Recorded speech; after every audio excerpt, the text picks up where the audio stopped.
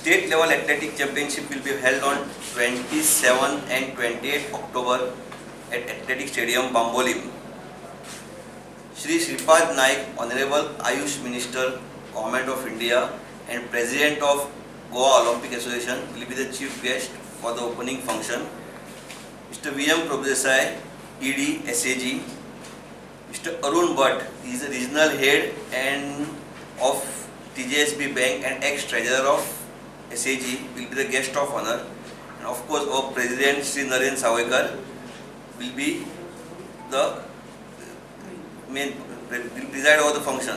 Victorious athletes will be given medals and certificates.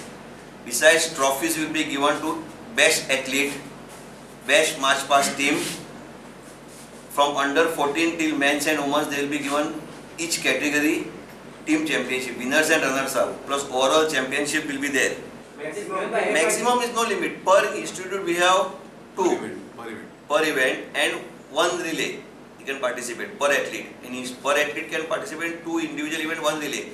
Plus any institute cannot participate not more than two entries.